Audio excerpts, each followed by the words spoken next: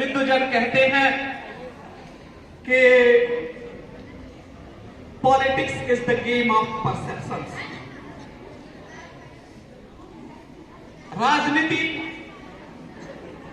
अनुभूतियों का एक खेल है।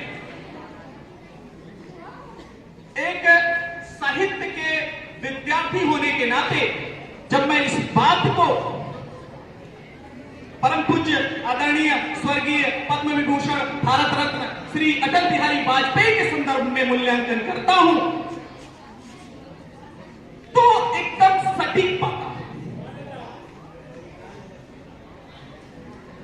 निराशा के पलों में जब अपने ही अपनों को भेद रहे थे, उपस्थित समसामयिक राजनीतिक परिवेश में जब एक ओज रस के कवि को छला जा रहा था, ठगा जा रहा था, तो बेहद आहत मर्माहत यह कवि हृदय चित्कार उठता है और बच्चों पर अपनी पहली अनुभूति रखता है। बेनकाब चेहरे थे, बेनकाब चेहरे थे, दाग बड़े गहरे थे। बेनकाब चेहरे थे, दाग बड़े गहरे थे। टूटता तिलिस्म आज सच से भय खाता हूं, गीत नहीं गाता हूं, गीत नहीं गाता हूं।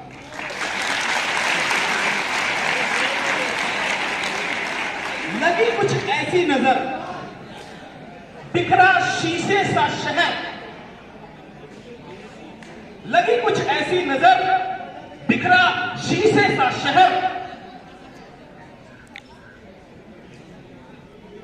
अपनों के मेले में, अपनों के मेले में मीत नहीं पाता हूं, गीत नहीं गाता हूं, गीत नहीं गाता हूं।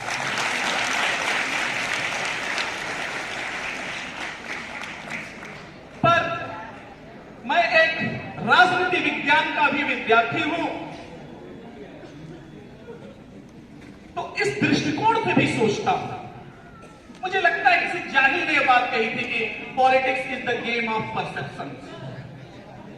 राजनीति अनुभूतियों का खेल है। मेरा एक दृढ़ मत है, व्यक्तिगत चिंतन है कि politics is not the game of perception but it is the game of perspective.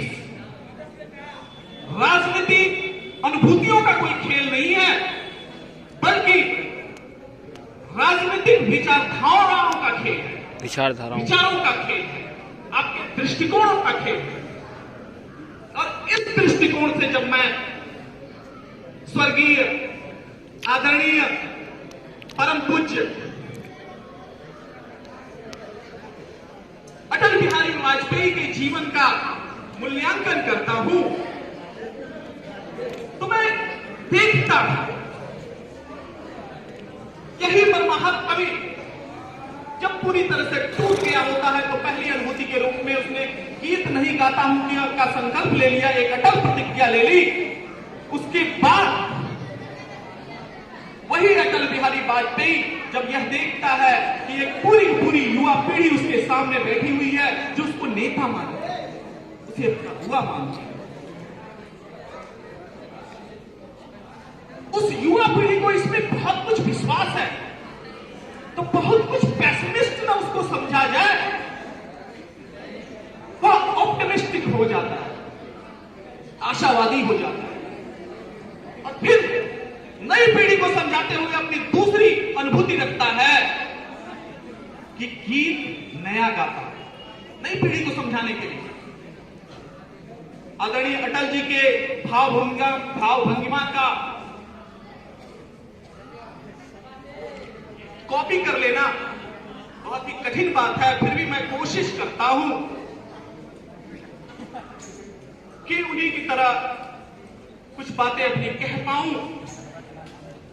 और वह गीत नया गाता हूं में कैसे कहते हैं कि हार नहीं मानूंगा, रार नहीं ठानूंगा, काल के कपाल पर लिखता मिटाता हूं, गीत नया गाता हूं, गीत नया गाता हूं।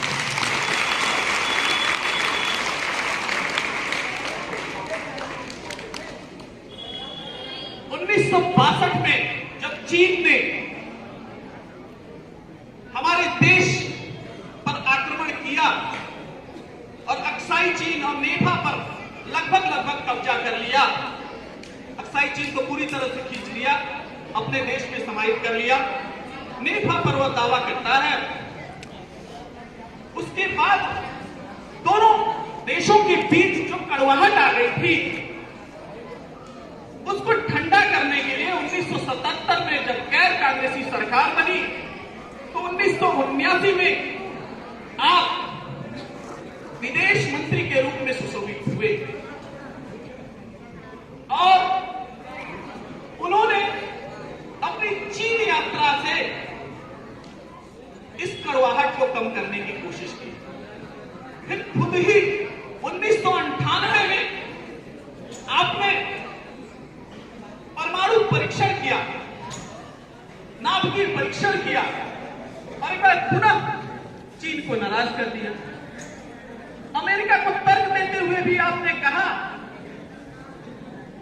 कि चूंकि हमारे बगल में एक बड़ा राष्ट्र रहता है जिससे हमेशा हमारे ऊपर खतरा बना रहता है, तो यह एटम बम का परीक्षण हमने इसलिए किया है, किसी को डराना नहीं है, हमको किसी का क्षेत्र हड़पना नहीं है, बल्कि अपनी जो जमीन है उसको ही सुरक्षित रखना है।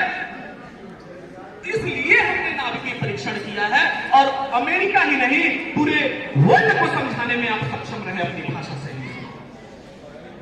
इसके बाद तीसरी बार जब प्रधानमंत्री बने 2003 में आपने चीन यात्रा की और आज की जो राजनीतिक परिदृश्य है दोनों देशों के बीच जो कड़वाहट कम हुई है, हमें लगता है कि कहीं न कहीं उसमें आपकी एक दूरगामी सोच थी कि आपने पहले किसी को रुठाया और फिर मनाया। यह कला तो निश्चित रूप से केवल आप